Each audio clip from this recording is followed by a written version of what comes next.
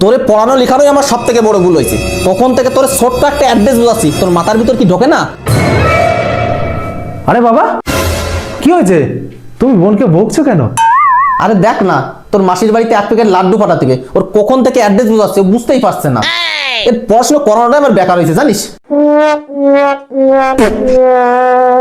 আরে একদমই তাই, একে পড়াশোনা করানোটাই সবচেয়ে বড় ভুল হয়েছে। ইয়ে নাকি কয়দিন পরে মাধ্যমিক দেবে, পাশ করবে। আমার মনে হয় না, মাথার মধ্যে গোবর ভরা গোবর, সারাদিন যদি ফোনের পিছনে এই করে বেড়াই তাহলে তার মাথায় কিছু থাকে? হাঁটুতে বুদ্ধি হয়েছে, হাঁটুতে। এর মাথায় কিছু নাই। তুমি আমার বলো, আমার স্মৃতিশক্তি একদম প্রখর, আমার সব মনে থাকবে। বলো মাসি বাড়ির অ্যাড্রেস।